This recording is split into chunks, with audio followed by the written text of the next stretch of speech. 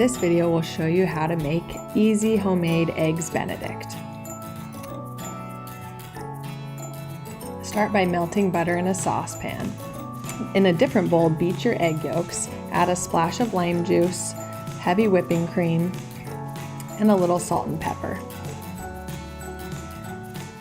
Temper the mixture with melted butter and pour it back into your saucepan. You're making homemade Hollandaise sauce. Now it's time to poach your egg. Poaching an egg might seem intimidating, but it's so easy.